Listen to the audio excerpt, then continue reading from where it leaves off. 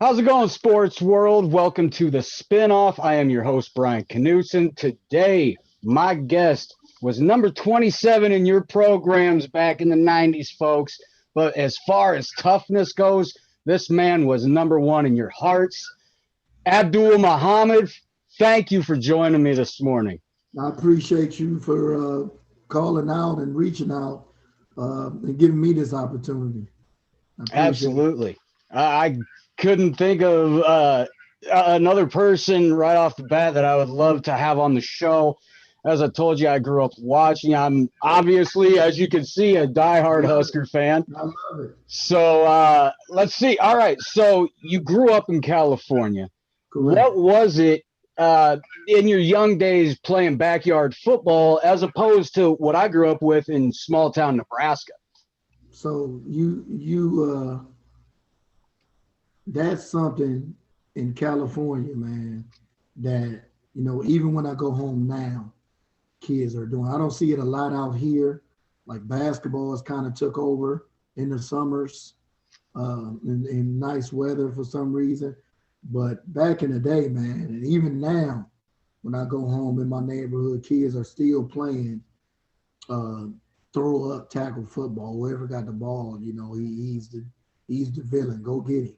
And that's how we grew up playing in California uh, with all kind of guys, man. Brian, I had just on my youth football team, I had seven guys after my eighth grade year, and some of us went to different high schools, but the majority the same high school. But we had seven guys on my last youth football team that went Division One, that played Division One football, and we of course we won the championship that year, but but the team we played was very talented, as they had about five or six guys go D1, and that's what football was like in California growing up.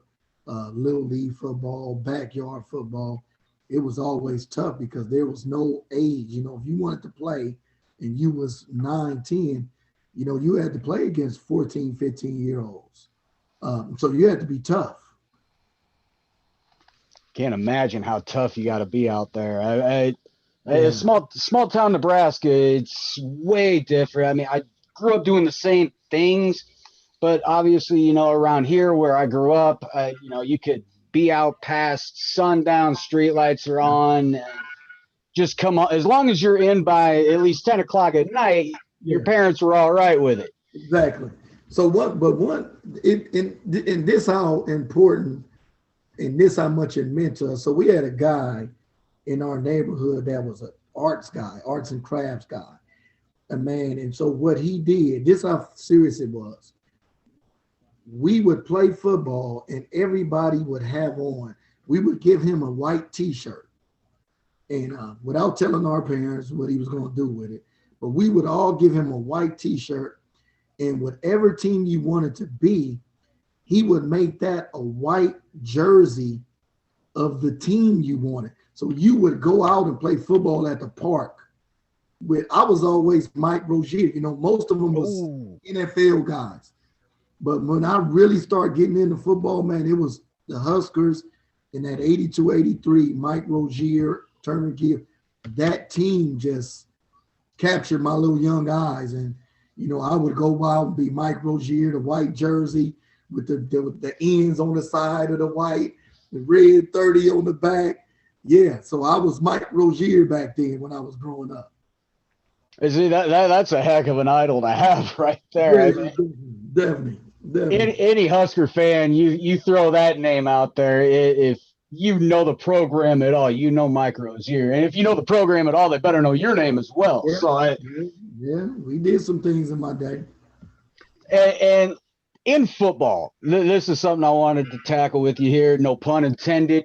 Um, Nicknames are it's a staple in football. If Correct. you're given one, you wear it with pride, no matter what it is. That's right.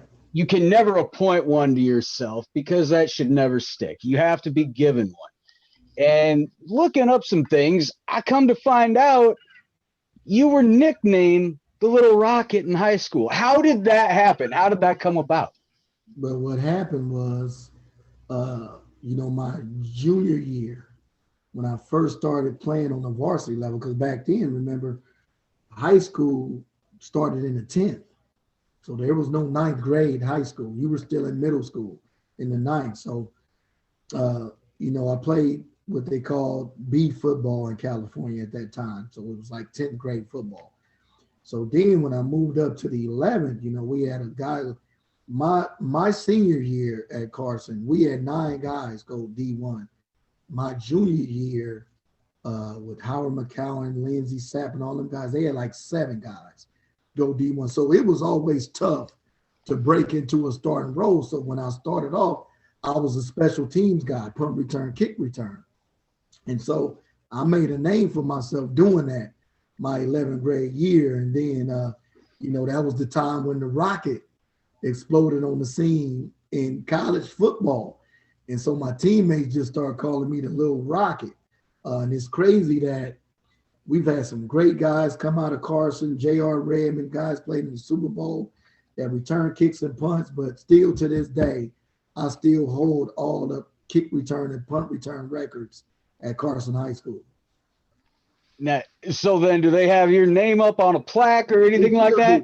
It's not, but it should be. Oh, yeah. Hey, Twitter world, Facebook. But Brian, this is what's crazy, and this is what my friends and I, got on the school about. We actually just last year with Freeman McNeil, Wesley Walker, we have a rich history of football at Carson High. Last year was the first year they even had a football Hall of Fame at Carson. Yes, which is crazy because it was a football school from all the way from the 70s through the 80s and through the early 90s. Yes, last year was the first year we inducted football players into the Hall of Fame. Okay, so when are you getting your invitation for this? I should have one, but I'm going to leave that up to them. Yeah, I think you should have been first ballot. I don't get it. We had some great guys. There's some great guys that went into it. Like I said, some of the names I mentioned. But my years at Carson, we hold defensively, special teams, and passing game, all the records. My senior year guys, we still hold all the records at Carson High. Oh, okay, so you definitely have to be. I think Twitter world and Facebook, we need to get together and start something to get you in there. This seems like a crime. Yeah. It's gonna be a while because it's something that just started, and so, man, I'm just looking forward to one day getting that call, man, and being inducted into that Hall of Fame, and hopefully it's with some guys I played with, because they absolutely. I don't think you're going to be waiting too long at all. Hopefully not. Yeah. All right. What was the recruiting process like back when you played? Coming out of high school, where were you getting offers from besides Nebraska? So, I think about that a lot too. It's crazy you asked that question, Brian. Coming out of high school, man, I still remember the first day. Doak Ostergaard, who was one of the head guy trainers at Nebraska when I got there, me and him still talk a lot. And so we laugh about when I first got to Nebraska and got on the scale, Brian, I was 5'10", 152 pounds. Ooh. 5'10", 152. Ooh. Then I go back and look at my high school book. So one of my friends made me a high school book coming out of high school, articles, all kind of press. And there's a couple, it's not Rivals because they didn't have Rivals back then, but they used to have Prep Magazine. So in the Prep Magazine, I was rated as the number 8 cornerback coming out of high school. Number 8, I still have it. So I'll take a picture and send it to you. I still have that. Number 8 cornerback at 5'10", because in California at that time, we were playing 7-on-7. 7-on-7 was actually huge in California. In every tournament we went to, I won an MVP. I was the only player at Carson during that time that played offense and defense. Uh, and so I was guarding guys like Amani Toomer, Keyshawn Johnson, Darnay Scott, guys that went on to the league. And those are guys I went against all the time. They was like, man, look at this little guy is the footwork, quick, fast. And so I was able to guard guys like that. And so I think that's what had me as the number 8 corner coming out of high school. And so recruitment, man, it was anywhere. Texas, Nebraska, Miami, Florida State, Florida, anywhere. I could have went anywhere in the country. And that's crazy because I was 5'10", 152. And so it was crazy to think that a kid that small back then, when kids were naturally bigger, it wasn't about the fast game back then. A lot of schools was playing power football. So they wasn't throwing the rock really like they do now. And so to think that, that's what people thought about me back then is crazy to me. So with you being rated as the number 8 cornerback in the state, I guess coming to Nebraska as a wide receiver, was that almost like playing defense for you? Whereas obviously in Nebraska in the 90s, it's an option team. So receivers are doing a heck of a lot more blocking than they are catching. Correct. That's right. Nebraska. So it was crazy. All the schools I liked coming out of high school, Nebraska, USC, Miami. I went to Texas on the trip. I was supposed to go to Oregon, but didn't go because my mind was already set, after the Nebraska trip and even before that. But all those schools, but Miami and Nebraska, wanted me to play corner, right? But I was set on going to Nebraska. And so it was whatever, they wanted me to do, I was going to be willing to do, right? So if they would have wanted me at corner, I would have played corner, in college. But they wanted me at wing back. And so that's what I went to play because I was definitely going to be a Husker. Although Miami, they did a hell of a job recruiting. I can tell you that back then, man. Taking a young kid into that Luke Skywalker club, that was a little different for me. And some of the things I see in that club, I said, man, they tried their best. They almost had me, but I was just a diehard Husker fan. Thank God for that because, man, I don't know what it could have been like. It could have been a different outcome in that 94 season in the Orange Bowl. You're right. And, their coaches were kind of upset. And I don't know if Coach Brown remembered this, but they had called the University of Nebraska and Coach Brown, and they kind of got into it about, how this kid from California chose Nebraska over Miami. And you remember at that time, Miami was running college football. That's when they became the U during that era. And so, their coaches was very upset that they had lost, me to Nebraska. Yeah, I'd say it worked out in your favor. I mean, you've got the championship ring, so that's correct. Yeah, I mean, any Husker fan looking back on that Orange Bowl, I mean, it was obvious you guys were better conditioned. You were just more physical. You wore them down. Explain to me what it was like in that game, just entering the fourth quarter, not even late into it, just entering it. When you guys went out there on the offensive side of the ball, did you just feel that right from the get-go that they're on the ropes, they're just dead tired? Did it feel that way? It did. And was hard to believe, but not hard to believe. Coach Osborne, man, you guys got to see it. They showed the video of the halftime speech.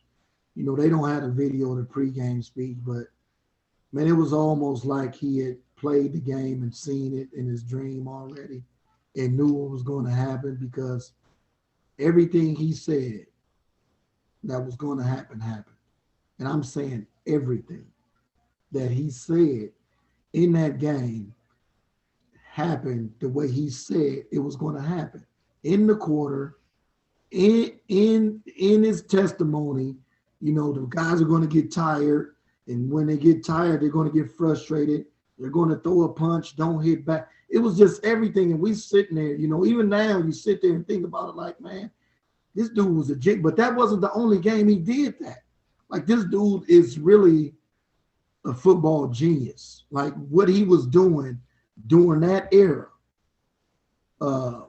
was something that needs to be wrote about. Like, I know he have books and all that, but there needs to be a book on the transformation. Because I was there 91, 92, but in 93, you can see something starting to happen different with him. And that's when the change came. It seemed like he just started really honing in and understanding what other coaches was trying to do, how players reacted in certain situations. Like, he was dialed in all the time from 93 on. Like, it would have been amazing to see if he would have kept coaching. He probably could have won at least 4 more. Guaranteed. We really would have loved that as fans. I know. Me too.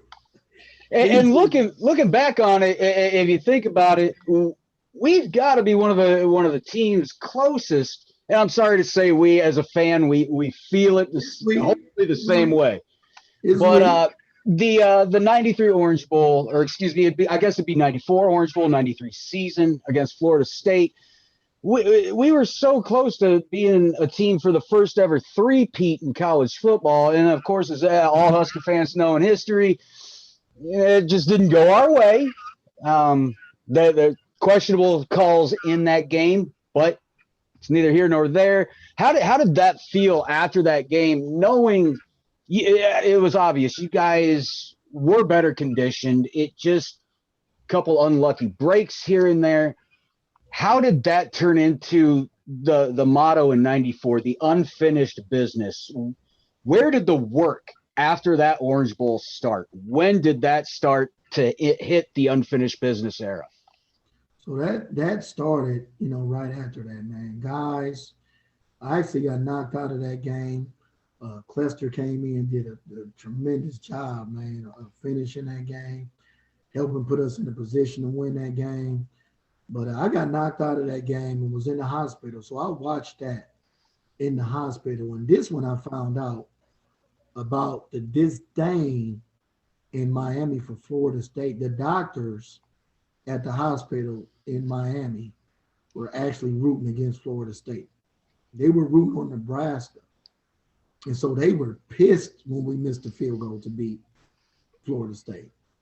And that was crazy to me, that, you guys are rivals and neighbors, but sometimes with rivals and neighbors, when they're playing other teams, you kind of root for them, but you don't want them nowhere near you as far as, the competition goes, or maybe the championships. And that could have been it. It was a championship game. So they don't want Florida State to win a championship. They'd rather Nebraska win a championship. And so when I got on the plane, with the guys, that was my first time seeing the guys. And I remember Riley Washington, who was my roommate back then, was telling me how, what the locker room was like. Guys just bawling, man, like just couldn't believe it. It hurt that bad. Guys couldn't wait to get back to it because we knew we had a lot of guys coming back. We were young, had a lot of guys in the 2 deep that were sophomores and juniors. And so we knew we had a chance coming back after that to be special, and guys went and put the work in the summer. Competition it was crazy. It started in the summer with the competition. We got after each other, man. We respected each other, but we got after each other, man. Fights, everything you could imagine was going on in Lincoln. But that's what we needed to get us to that different level. And we knew that after the Florida State game. But we seen a change even before that. So one of the stories on the mentality. So when I first came to Nebraska, the first 2 years, we would, the older guys would know guys who played for Florida State in Miami. So we would be in a hotel after practice before curfew, and you'll see some of the guys, fraternize with some of our guys in the hotel. They would come over and do that. In '93, that stopped.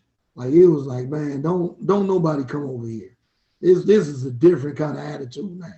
Like, dude, we going. I know they don't like to use, war and the service when you talking football and sports, but we were at war, with whoever we was playing, moving forward, and that was the big difference from '91, '92, then '93 moving forward through the championship era in Nebraska. It was, man, we don't like y'all, man. We'll talk to y'all after the game, but before and during, man, it can get ugly. It seems like today's game, it's a little bit different. You still see those rivalries here and there. Your Florida against Georgia, and obviously Nebraska and Iowa. But it just doesn't seem the same as it did back then. It seems like the hunger has kind of faded away from the program. Is that kind of what you've seen as of recent? Yeah, it's different. You watch now and you try to figure out, one of the things, Brian, because I also coach football, right? So I'm a newly appointed assistant head coach at Benson High. And one of the things that I know about football is physical and mental toughness can make the best players do something different in the moment, right? So if we playing, and I know you a better athlete than me, you have the skill, the speed, and all that. But if I just keep hitting you and hitting you, it's going to change your mind state. You're going to start reacting different on the field, And so, but you don't see a lot. You see Alabama doing it, right? You see Clemson doing it. LSU 2 years ago, when they were doing last year, 1 year ago, when they were doing it, you see those real good teams imposing that physical and mental toughness on teams, and you start seeing players play different. And so that was one of our key aspects back then. We knew going into the game, we're going to be physically and mentally tougher than you. And so by the third, fourth quarter, you wouldn't be the same player you were in the first quarter. And that's what we need to get back to. It seems that's what everybody always said about Nebraska back then is the day after, you win or lose, you knew you played against Nebraska. Oh, my. Yes. And Coach, that was one of Coach Osborne's favorite lines, when he gave the speech, was make sure after the game they know they played against Nebraska. That was his line, when he led us out. But he didn't do too much leading out when we would play big teams. It would either be McBride who would have us ready to go through a damn wall or something. So we had different coaches give the speech before different games, depending on the element of the game. And so I love that guy, McBride, man. That guy. I'd take a speech from Coach McBride any day. Man, brick wall, a steel wall, I'll take anything on. Oh, yeah, he was the guy. We always heard the stories, especially from Zach Wiegert. He's been very vocal and public about it in specials on the 90s teams, that on offense, you guys were so confident that you would come up to the line. Now, I'm not sure if this applies to you as a wide receiver, but the offensive lineman would come up and tell defensive linemen and linebackers exactly what we're running and try to stop us if you can. Is that something you guys did as wide receivers as well to defensive backs? We didn't do that as wide receivers to DBs, but we did a lot of what they did. The pancake model went throughout the whole offense, right? So it started with the line, and it even went to the quarterbacks when they were, on pitches. You'll see them blocking and knocking people down. And so that resonated through the entire offense, but those guys were different. That 94 offensive line was just a different kind of animal. Man, them guys were the toughest of football players, and they got after you, man. They got after you because if you just really think about, Keith Holmes, top pick, NFL defensive end, Miami, Warren Sapp, top pick, D tackle, Ray Lewis, they had four guys that went in the top rounds in that front seven that those guys had to deal with that night. And they dealt with them. And so, they get a lot of credit, but they don't get enough credit as to what kind of team we play. Because when we looked at, I was there against Florida State, Florida, Miami. Miami was a different kind of monster. That team was different than the other Florida teams. When we looked at that team was like, okay, this is war, because we knew they wouldn't back down. We wouldn't back down. And so that's why that game was so fit. If you look at that game again, if they could play it through without the cuts on special teams, there was almost a fight after every special teams play. Punt, kickoff, and extra points. There was almost a fight on every special teams play because what it meant to people, what it meant, that game meant a lot. Well, and you guys had to have been getting sick and tired of hearing that Coach Osborne and Nebraska can't win the big one. They can't beat the Florida teams in Florida, basically on their own home turf, because they're more used to it than we are.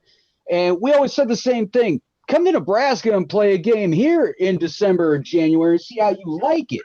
But it was that something you guys took as motivation, just sick and tired of hearing we can't win the big one. We're just going to go out there and do what we do best for all four quarters till it hits 0-0, and we can look in the mirror and say we did our job right.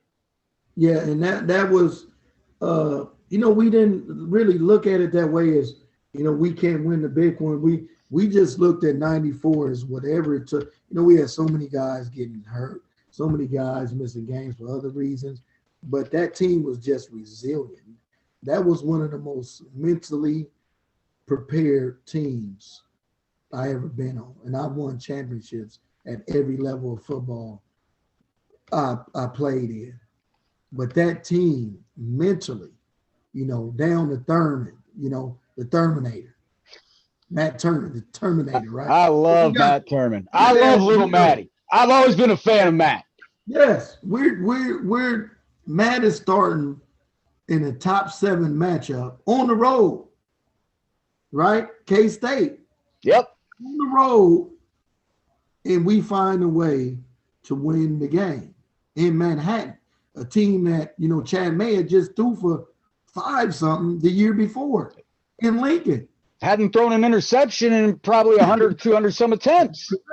That's correct. So going into that game, it was crazy because the mentality that we had then, even in the bowl game, we know we're going to win the game. It was just a matter of how we were going to win the game. But we knew when we walked in the stadiums, we were going to win the game. That K-State, that was one of the most rowdiest fan base games other than Colorado. I remember to this day coming out the tunnel in the K-State game, 94, warm-ups. This before I even knew. I'm just a kid playing football, right? Fresh out of high school. I don't know what kids are doing in the stands at these games until I come back to Lincoln after I'm done and start going to games and being close to the student sections.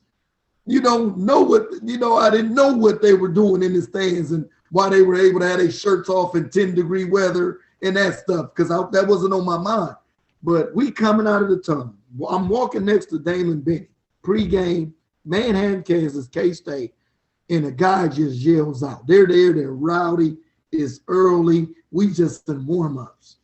Hey, Muhammad, F you, right? Right?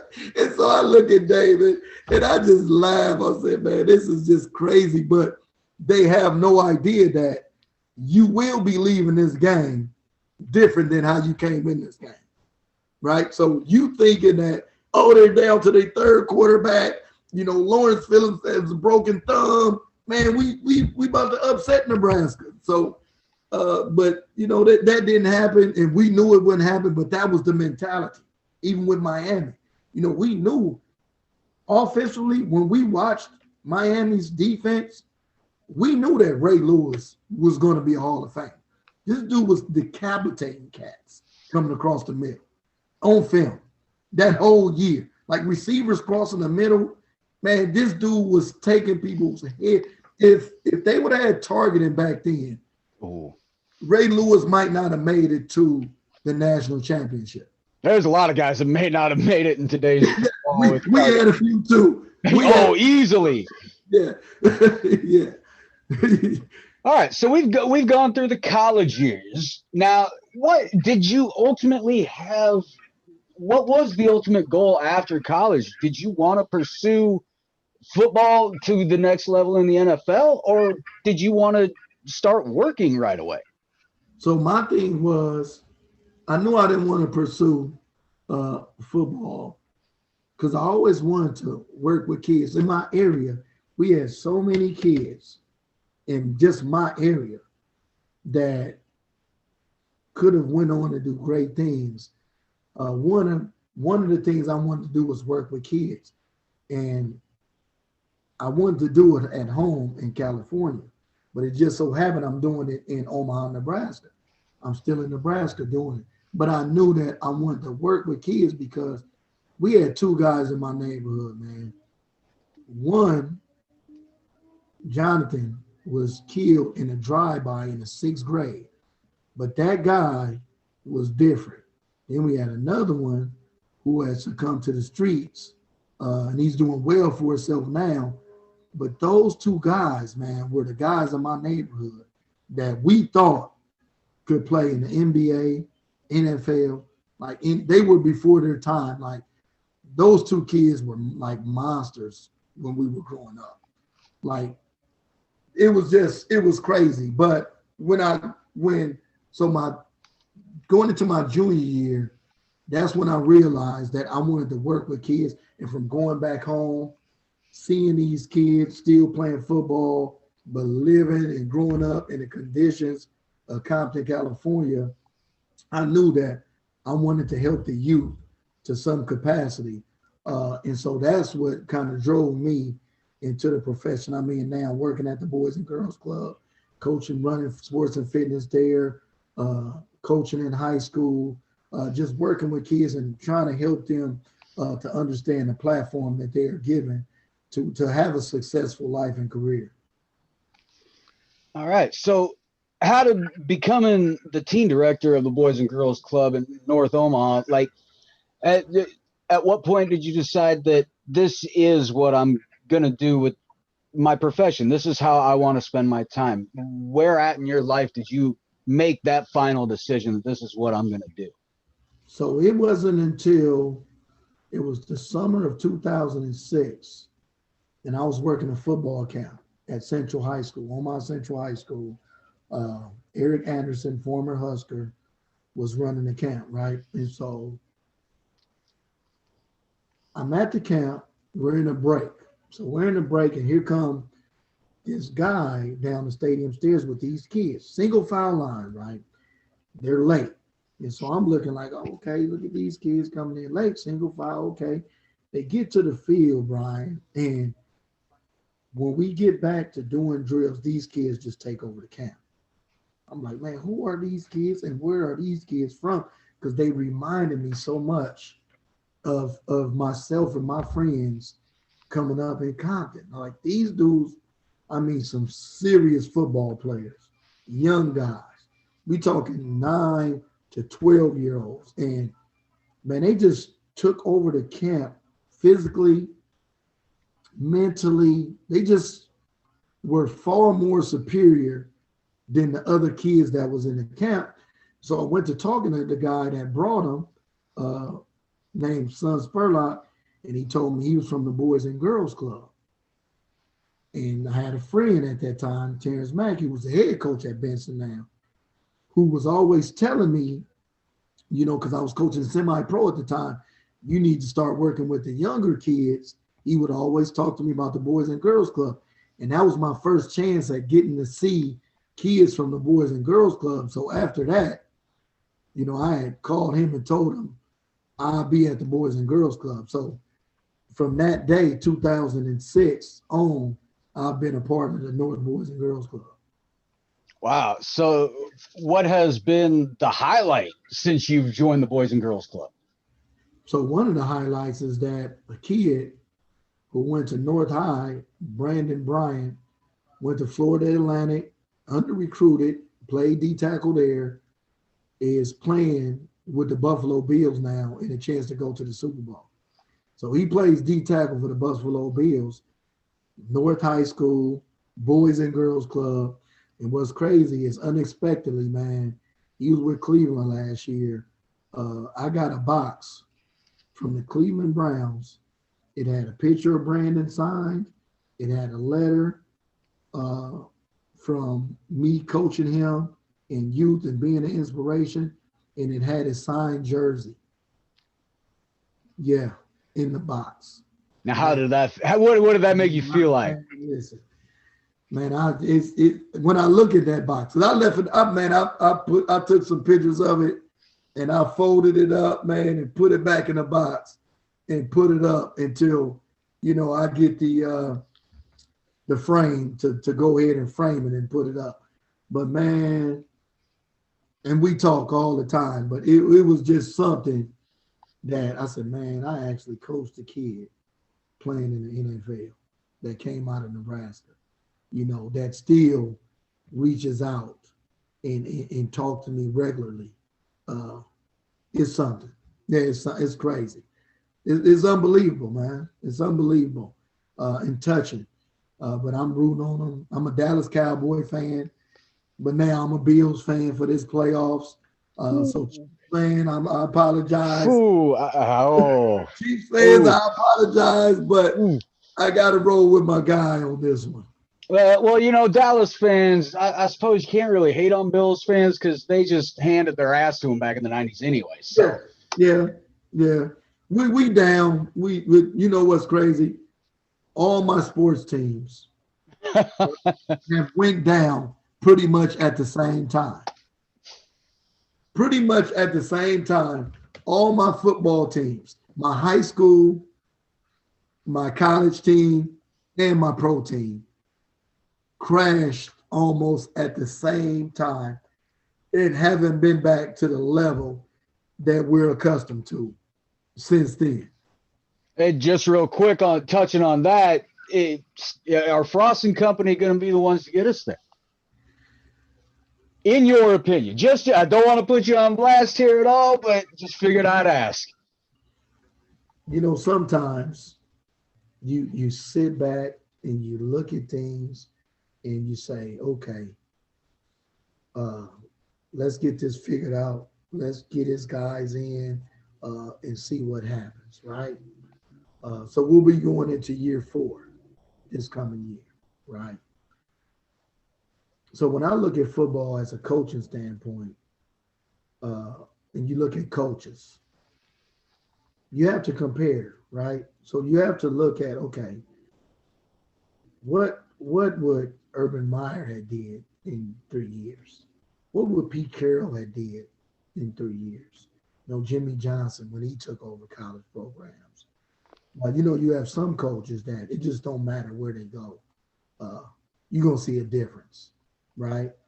And so then there's a tier under that, guys that can, when they get their guys in, develop players and build something and turn that into a juggernaut, right?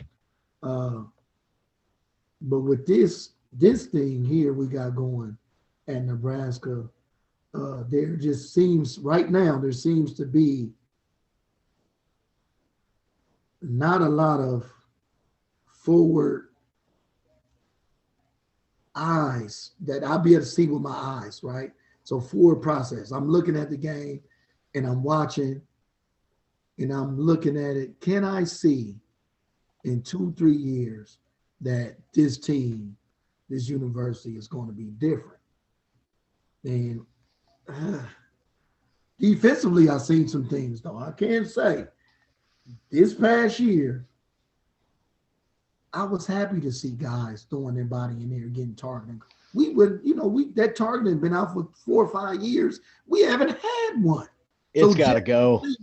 That guys are physically bringing it now, defensively, and a lot of the guys that are coming back are on the defensive side.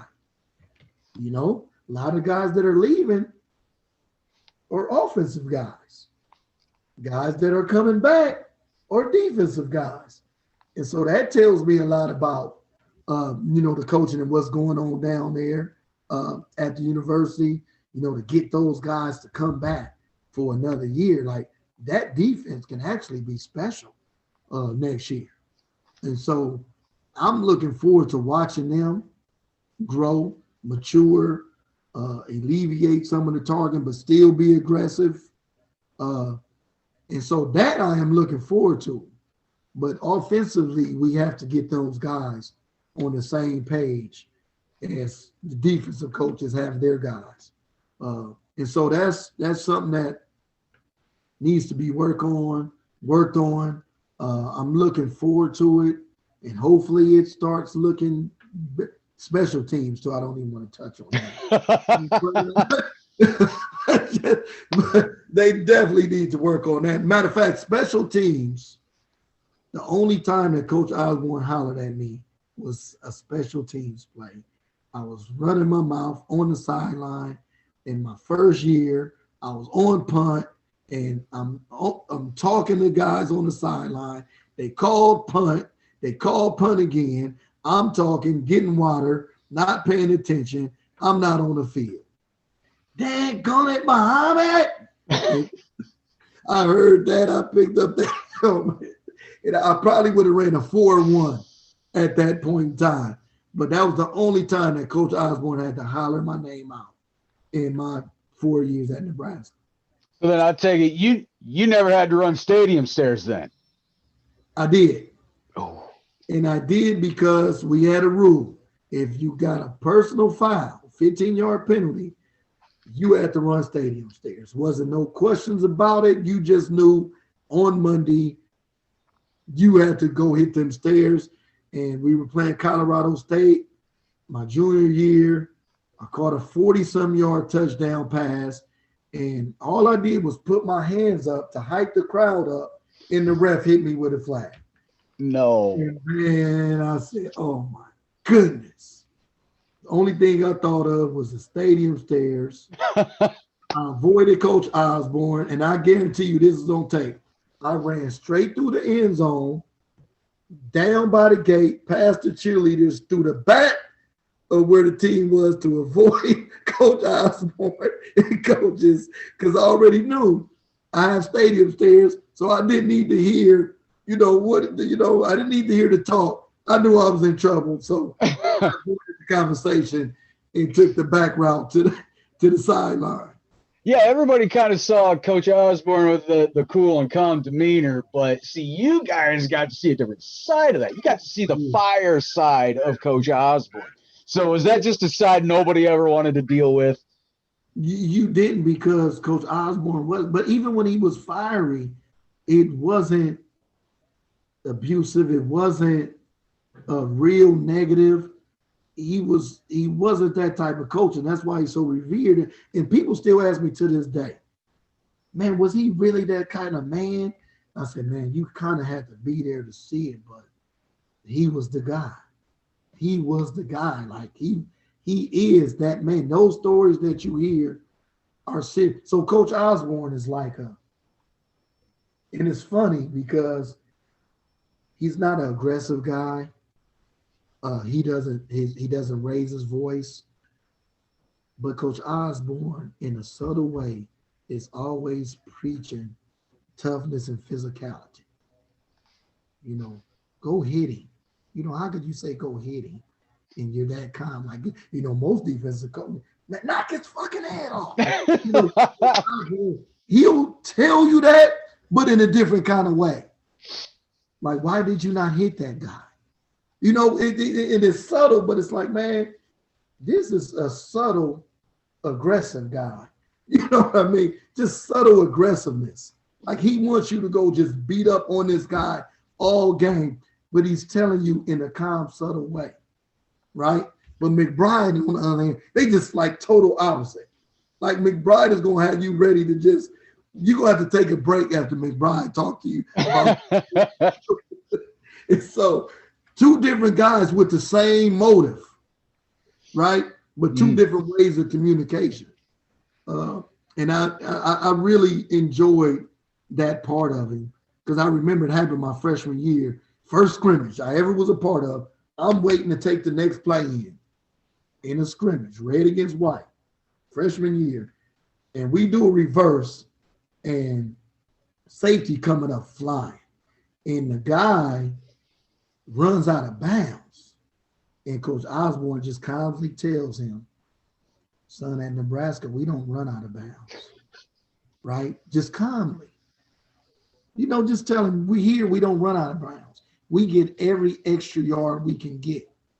We run into contact or make a move, avoid it, but we don't run out of bounds. I said, ooh, okay. I said, okay.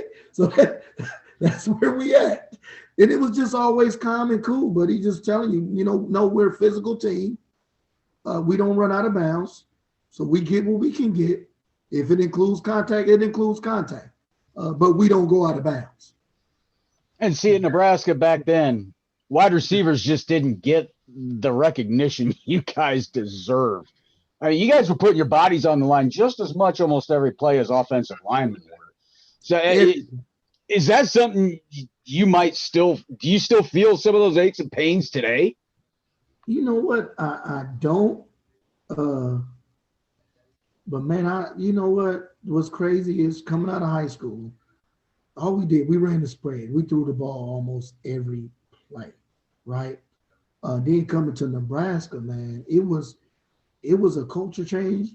But, from an offensive philosophy standpoint, but the people that we had there, I was all in. People still ask me to this day, man, how did you choose Nebraska over Miami, Texas, and USC? Like, dude, you know where you could have been?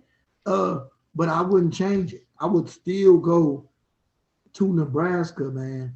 And I enjoyed, blocking for those guys, Tommy, Lawrence, Damon, Clinton. My mom, that the offensive line are going to do their jobs. So that 70-yard run is going to come down to you getting that corner, right? And so, man, there's not a better feeling than when you come back on Monday and we going over film with Coach Osborne and you got that last block. You know what I mean? And the team see it. And so there wasn't a better feeling that, the difference between that 15-yard game and that 67-yard game was you. You know what I mean? And so you got an assisted touchdown. And that's how we looked at it. We knew that with this stable of backs and Tommy, that if you made your block, we going 60, 70, 80 on any given play, right? And that's how we looked at it. And we still look at it that way. Like nobody during that era as a wide receiver. We had got Kenny Cheatham, like you pointed out. Kenny Cheatham back then, if he would have went to the Pac-10, Kenny Cheatham probably would have been in the NFL easily. He was that type of receiver. The size, the speed, the hands. He was a natural wide receiver with the height and weight, right?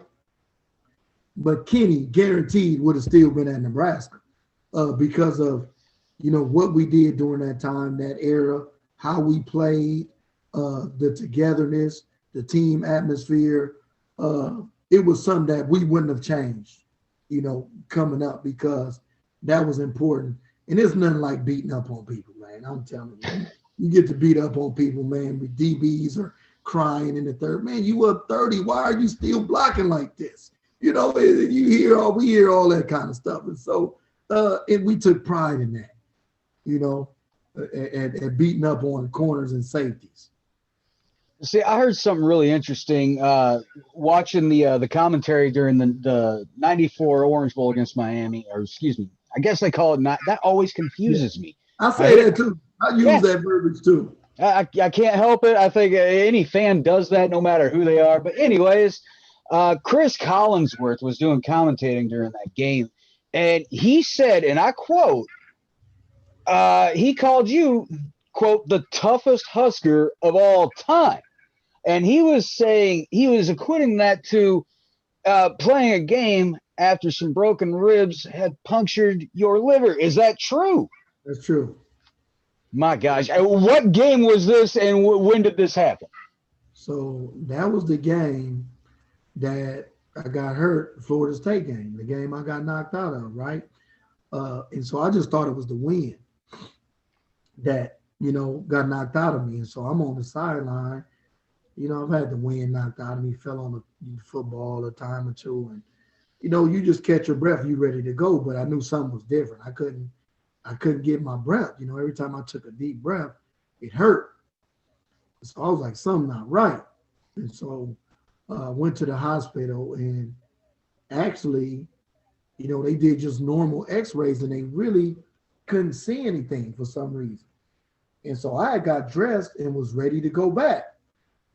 But before I went back, I had to use the restroom, went to the restroom, and man, blood, right? Urinated blood. Oh. Pure. So I knew something was right. So I had the doctors, you know, come look before I flush. And so they rushed me back in and did a CAT scan. Found out I had a punctured liver, 3 cracked ribs. And so I was all messed up, right? Ooh. And so the following year was the year that Chris is talking about, you know, when I just came back and played and had a hell of a year. But that quote, man, believe it or not, Brian, this is 2021. People still come up to me with that quote, that, man, Coach Osborne told Chris that you was the toughest guy ever in the history of Nebraska. And I said, man, that means a lot because that's what we based our winning on during that era, just being physically and mentally tougher than whoever we were playing, beating up the guy on the other side of the field, not just on defense, but offense too. So you can imagine practice back then. It was crazy. You know, a couple guys, Aaron Penland, linebacker back then, Joel Wilkes, pipeline guy. I think those guys fought once a week. I honestly believe that. I honestly believe that, you know, those guys got after it and fought somebody once a week, which is crazy. But it was all love. We come back to the locker room. We laugh about it. You know, it was just funny. But brothers fight all the time. Yes. And it never got serious. Like it would never get serious. And so we went at it, you know, we cracked back line. And that was something to me that was unbelievable. Now, you know, when you look at football and you're trying to keep players healthy, you don't want nobody hurt, that you can get scolded from Coach Brown if you didn't crack back or cut, which is take out the knees and legs of the DB. Now, these are starting DBs that we need on Saturday. And we had to crack block and cut them in practices. So I'm like, man, what if this dude get hurt? You know, but man, it was just all out. You just all out. You know, and I'm like, man, I don't want to hurt one of these dudes. So he don't look, you know, you might not hit him as hard as you can because he's coming up looking at pitch man assignment. You coming off the wide receiver. He have no idea that you coming. And I'm like, man, I could have killed this dude. I could have smacked the mess out of this dude. And so you hit him, but you not. And Coach Brown, why didn't you punish him?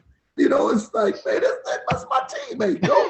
I let him know he didn't make the play, you know, but it was a physical game. Go hit him. And so it got to that point, you know. So as Husker fans, we're pretty familiar with the rosters back then. So on the number one defense, the black shirts, who was usually the one on the other side of the ball that had to have the daunting task of covering you? My guy was so both corners, you know, Tyrone Williams and Baron Miles, man. We went at it. We you know, we went at it. I'm talking about every Wednesday. It was ones against ones in every drill we did together. And so it was just Baron Miles and I locked in and locked up. Guys now, I had a guy tell me about 8 years ago, Eric Nelson, who was a D tackle, said, man, I used to peek down there when you and Baron Miles would be going one-on-one. Because, man, y'all used to get after it. And so it was just, you know you had to bring it that day because it's one-on-ones live, 7-on-7, skeleton, full team, then goal line. And so that whole day, there was no scout team interaction. It was ones, bring it. And that's how you made your name at the university back then. And see, I'm glad you brought up number 14, Baron Miles, because that's honestly who I was hoping you were going to say, because for some reason growing up, that was a matchup I wanted to see. I thought that was just going to be the ultimate matchup. You guys were pretty similar in size, skill level. I mean, my gosh, that would have been a great matchup. And we took it, and we took what we did and motivated each other like on Saturdays. When he knew I was going against a good DB, you know, he would, that Saturday, you know, we getting dressed pre-game. It's like, okay, 2-7, it's your day. You know, and I'll tell him, you know, I called Miles, let's go. You know, you got JJ Stokes, you got so-and-so, we own it. Let's show him. You know, he was a part, even though that term itty-bitty committee was really designated for receivers, you know, we did have a couple DBs who we took in. Barry Miles was one. He was a part of the itty-bitty committee, you know, going out there playing bigger than you are. He was a part of that, you know, and his play in that Orange Bowl, man, that was special. Yeah, what he did against the taller receivers that could really climb the ladder. Oh, man. An amazing time he had that night. Yes. Oh, man, he played a hell of a game. Absolutely. As well as you did. You did a hell of a job that night as well. Yeah.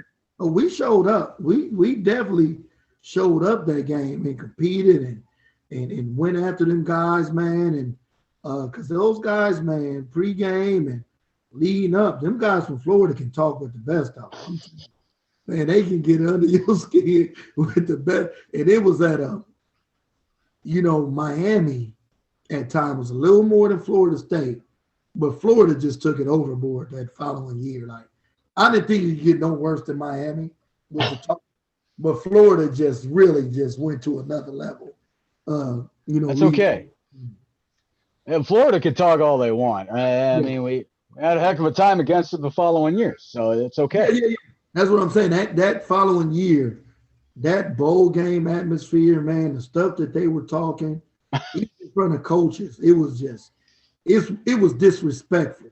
And so the good thing about that is that at that stadium, both teams used the same tunnel to go into locker rooms. So think about this, you know, pregame, you know, the talk is crazy. You know, Coach Osborne he have a muzzle on us. There's no, you know, they talking, doing this cater chomping, choo-choo train and what they going to do to us. So you can imagine walking into halftime whooping on them like we were whooping up on them and looking at them. They look like they seen a ghost. Yeah, Well, Steve Spurrier said it heading into halftime with I think it was Michelle Tafoya at the time. He goes, flat out, we're just getting whooped right now. You got to hand it to Spurrier. He always said it like it was. He did, and that's why I love Coach Spurrier. Yes. Because he's going to tell you, he still tell people to this day, it's the best team I ever seen. In that Southern slang, it's the best team I flat out ever seen. And he know what he's seen that day. Like he's seen something that he had never seen coaching. Yeah.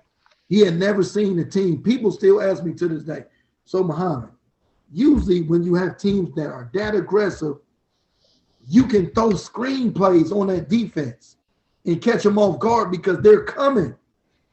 He said, how could you not throw screenplays on those defenses? Like you couldn't catch them off guard at no time in the game. It was just unbelievable. And so people still can't, like coaches can't believe that.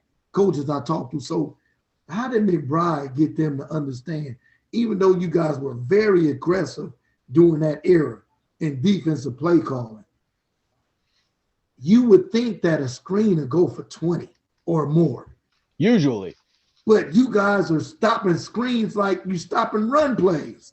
And so people just couldn't believe it. But it was just a tough group of guys that had the IQ of football IQ. You know, understood football, understood what offense we were trying to do.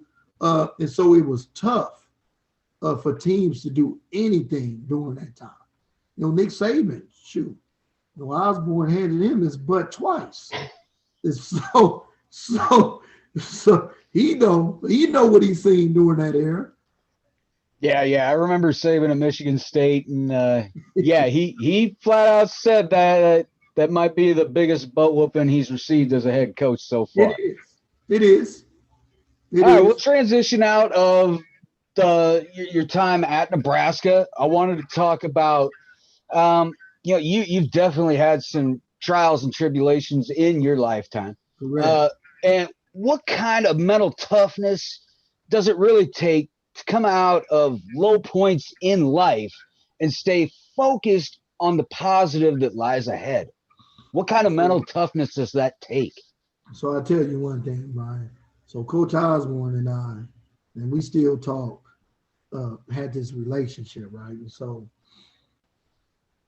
it was just a true relationship. It was always about the truth, always about, okay, you come with me with how you feel, you come with me with this, and it's real, and that's how it will be taken, and we'll move on and move forward from there, right? So in my time in Lincoln, man, it was a mess, right? So I was always about growing up. Like we fought all the time in my neighborhood growing up. Like we would our thing was fighting. And so a fight, oh man, I'm not turning down no fight. So in Lincoln, I'm getting into fights and stuff with people all left and right. So Coach Osborne would call me and, Muhammad, I see that. There's an incident. I see you're in it again. Did you swing? Yeah, Coach, I swung first. I just couldn't lie and tell him, no, that dude swung on me. And so I just fought him back. And so it was always just upfront, truthful. And so when I was going through later the stuff I was going through, Coach Osborne would always find my phone number, always. And he would call. And I would tell my girlfriend, who's my wife now, tell him I'm not here. Because I just couldn't lie to him, right? I wasn't going, so I'm not talking to him. Tell him I'm not here. I don't want to answer the call. So when I got to the point to where, you know what, I'm ready to change, be the man my mom raised me to be, and go through this. Because my teammates at that time, one of my teammates had said, man, Coach Osborne had called and asked about you, and I wasn't doing good at that time. And so he always found me, always. And so when I decided that I have to grow up, mature, be the man my mom raised me to be. Uh, I called him, right? And that helped the process a lot faster than it would have been if I would try to do it on my own.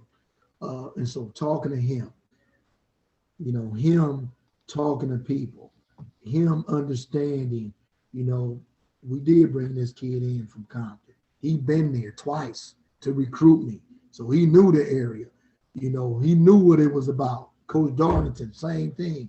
Uh, and so for that man to be the man that he was, uh, it's unbelievable. So that process, even though I grew up and matured, was also helped by Coach Osborne and his relationship that him and I have to this day. So I'd say it's not just a cliche that you hear from former players that played for Coach Osborne. I mean, more or less, he is like a father figure to all of you. Yeah, Am I correct in saying that? yeah, he is. He really is because my mom, she knew I wanted to go to Nebraska, but when it came time, she let me do for the most part what I wanted to do. But when it got closer, and she started thinking about her baby going away and then going away to Nebraska, she did not want me to go, right? Because she just didn't think that they were going to take care of her baby. But Coach Osborne, she is one of Coach Osborne's biggest fans. Coach Osborne and Coach Darlington, who recruited me, she just loves the both of them because what they said they were going to do with her son, they did. And that's huge in recruitment for a guy to come in and tell your mom that, I'm going to treat him like a son. I know he's going to make mistakes. He's a kid. I'm going to still be there for him. I'm going to do all I can to help him become the man that you want him to become and that he wants to become. And then to do that, you don't have a lot of coaches that do that. Trust me, Brian. They Not in say this day it, and age, but especially they this don't day. do it. They don't do it. But he did it. And he still do it. And so it's real, and so that was a big part of my life and where I am now, not just my mom, my family, but Coach Osborne and Darlington have a lot to do with that. And all right, perfect. And speaking of now, you kind of touched on this just a little bit ago. You are the newly appointed assistant head coach at Benson High, correct? That's correct. How is that going? It's going great because I was at Central High, uh, and now I'm at Benson. And so being in charge of the sports program at the Boys and Girls Club, I got to coach and see some of the best kids go on to high school and do spectacular things in high school and get coached up. So now, being that I'm still running the Boys and Girls Club sports program in football, and now I'm at a high school and being assistant head coach on varsity level. So now I actually get a chance to coach kids who I've coached in Little League, which is going to be a beautiful thing. I'm so excited about it. Parents are excited. We coming off a championship this past year. My seventh grade team, because I still coach youth football too. And we won the championship NYFL, beat a team that hadn't lost in 3 years, beat them twice, matter of fact. Ooh, that's Yeah, that's tough. No matter what level you look boy, it at. was tough, Brian. It was tough. A 2-point game and an 8-point game. Ooh, Both games came down to last possessions. And by the way, Jamel Williams, who played linebacker, is the head coach of that team, right? how did that It's feel? two former Huskers going at it, right? Which was beautiful, man, because we're giving back. He is coached up, both teams playing championship football, and it was a beautiful thing. But we beat them both times, and it was tough because they have some really good kids.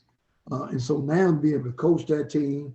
Then I'll get to coach them again this year, and then moving on to high school, them and other kids. I'm looking forward to this. This is something. And say you were talking about, we got to talk about the hat because that's the battle, right? Is that your 7-on-7 team?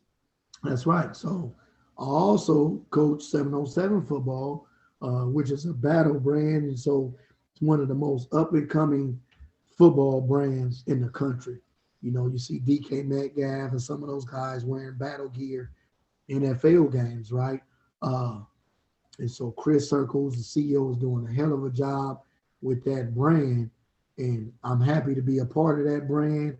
My seventh grade tackle team was a battle football team. My seventh and eighth grade 707 team was represented by the battle brand. But it's one of the up and coming brands in the nation, especially on the youth football circuit. It is reaching out to high school. Also, you know, at Benson now we have battle jerseys, uniforms, uh, and so it's a phenomenon. Uh, this battle brand and what they represent in the football world. So what are the age groups then as far as the battle brand goes? So the battle brand represents all kind of organizations 707 wise, right? So some of the top programs are, you know, DevCom out of Florida, Immortals out of Florida, the IE Ducks out of California. You know, some of these 707 programs have been playing for over a decade. There's 707 programs, Brian. 707 basically, let me go back. So it basically got a start in Nebraska as far as teams and select football teams about 3-4 years ago. So former Husker Steve Warren has a program. Arif, well, I shouldn't say former Husker. I like to say Husker. So Steve Warren, Husker, he has a program, Warren Academy. A guy by the name of Arif has a program, Nebraska Elite. In the last 4 or 5 years, there's programs in Florida and California who's been programs for over a decade, who's had over 186 kids receive Division I scholarships, right? They've been doing this for decades. Nebraska's just getting around to really understanding the passing game and what's been going on all over the country and why quarterbacks and receivers are taking over college and NFL. They've been doing it for decades. We're just starting to do it. And so I've got my hands in it now. I got some kids, some special kids. I'm looking forward to this 707 season. I got a couple kids on my team that's already ranked. Yeah, from the work they've done with the battle. Coach Paul, who coaches the eighth grade battle select team, traveled all over the country this past year and played teams from Washington, Illinois, you know, outside the state. And so some of those players got to get ranked. And so some of those kids are on my 707 team, and I'm looking forward to coaching them this year. So what does it feel like? Yeah, just kind of close it out a little bit. Thoughts on this? What does it feel like now that you're assistant head coach at Benson? What does it feel like to see when those kids get to that level? Yeah, obviously knowing what to expect from them, but knowing you're going to get more out of them because they've grown up a little bit, maybe a little bit bigger, a little bit faster. Is that something you really look forward to now? Man, this was a dream of mine to be able to coach youth football, but also coach in high school also, to where you can affect these kids for more years. And it's also the next step into these kids being able to go to college, understand college, be productive in college, know how to communicate, know how to react, know how to be recruited. Uh, and so to be able to be on that next level also is something that I dreamed about. And so this is something that I can't wait to start. It's something that parents are excited about. as well as myself, the head coach, Mackey, is excited about. The school is excited about. And so this is going to be something special that we finally get to coach kids in the high school level that we've also coached in Little League football. It's very rare in life that people get to do what they love to do and something that they're meant to do. It's very rare that they find that. So the fact that you get to do that, this is what you love to do, and you've got a passion for it. You're one of the lucky select few in this world that get to do that. That's right. Because think about this, Brian. So Deshaun Woods, offensive tackle, 2022, one of the top offensive tackles in the country, came out of my program. Devin Jackson, one of the top outside linebackers, Omaha Burke High School, one of the top in the country, came out of my program. Riley, Micah Riley, Bellevue West, one of the top tight ends in the country.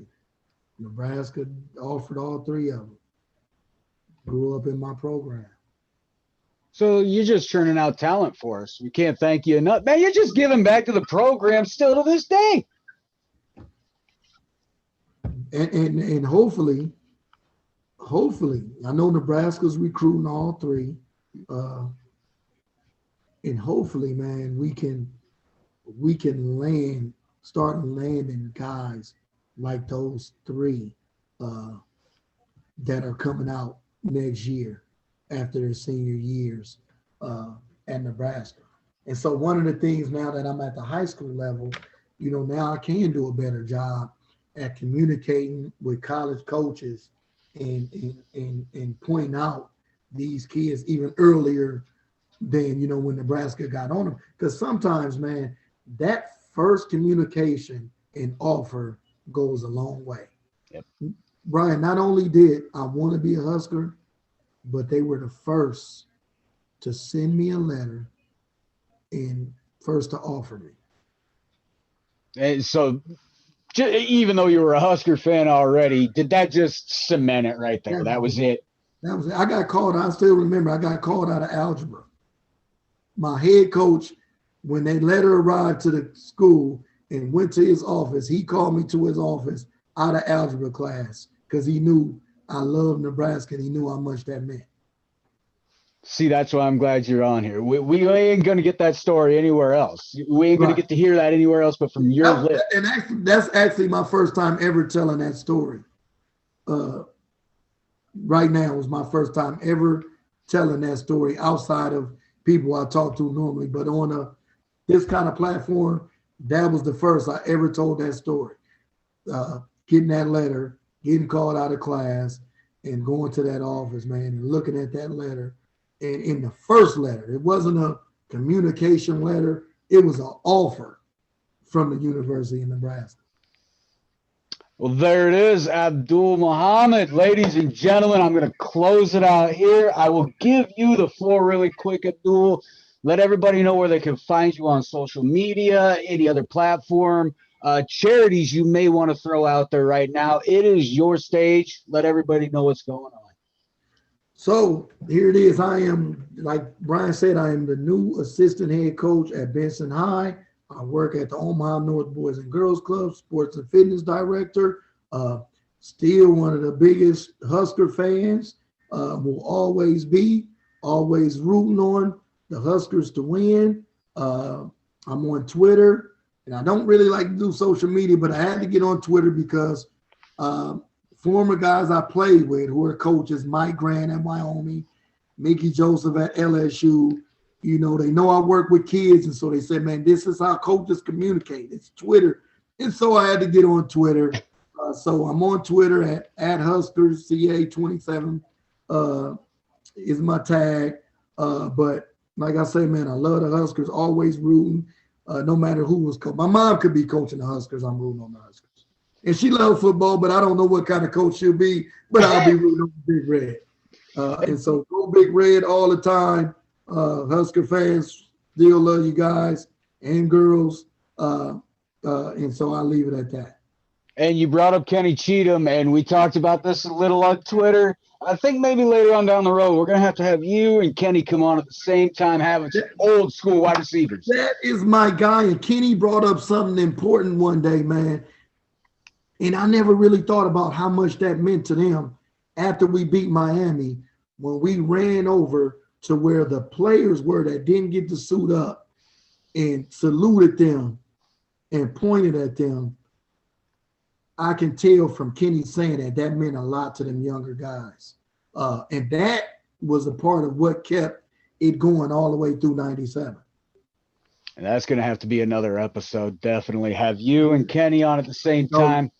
Oh, yeah. All right. I will close it out here. Ladies and gentlemen, this has been the Spinoff, brought to you by the Scarlet and the Cream Husker podcast.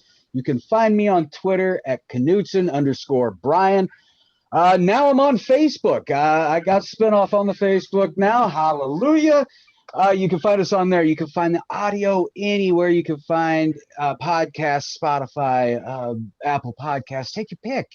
So, Abdul Muhammad, thank you so much today. And everybody, hopefully we'll see you here next week. Got another special guest coming up for you. So I'll let you in on that little secret later on this week. But for my guest for now, thank you so much, Abdul. We'll talk again soon. Thank you for having me.